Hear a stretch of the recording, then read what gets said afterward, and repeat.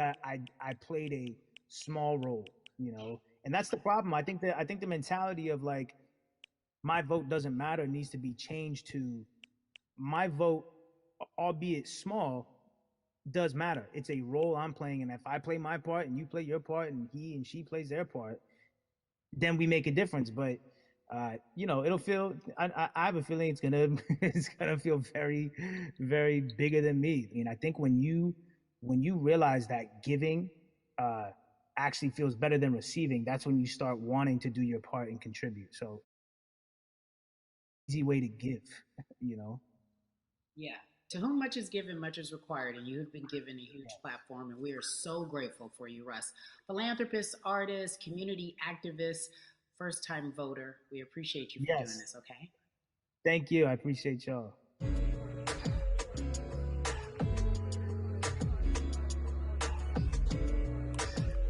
Yeah, la la. So, cities like Atlanta and Chicago have been at the forefront of the discussions, especially now in this country when we're talking about COVID-19 and systemic racism, as well as police brutality and what we can do in this country. Again, we're continuing our conversation, letting you know that your voice is your vote and your vote is your voice. We can change where we are in this country. Currently, I'd like to welcome in Chicago Cubs right fielder Jason Hayward. I appreciate you. I brought in Atlanta and Chicago because I know you grew up in the metropolitan area of Atlanta, more specifically McDonough. Let's be technical, and and you have been very vocal throughout this entire time in terms of what our country's been experiencing. Let's look at the past month and a half, if you will. What has been the hardest thing for you to deal with? The hardest thing for me to deal with, Carrie, this last month has just been going from the virus shutting everything down to us being called to action. We've had multiple police brutality situations. We've had people protesting, wanting to get the message out. But I really realized that I need to be a part of the positive message and make sure that doesn't get lost in all the chaos going on for people to actually hear from a reasonable, respectable person who cares about everyone involved. A reasonable, respectable person who cares about everyone involved, which leads us to More Than a Vote. It is a beautiful collective of Black athletes and artists. You are a part of that. Talk to me about why that's important for you right now and this be a part of that collective. To me personally, it's important to be a part of that because I've somewhat used baseball and my craft as an excuse to not get more involved in voting.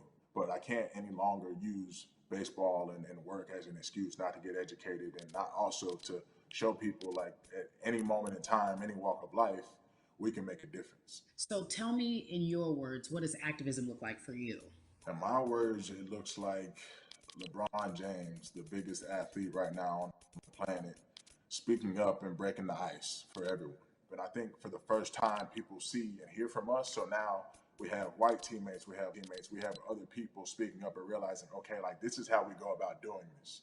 And to me, right now, social media, athletes speaking up, entertainers speaking up, like we're trying to do with More Than a Vote. You said something I thought was so key because covering sports for so long, I know that it's tough for black players specifically in Major League Baseball to talk about how they feel.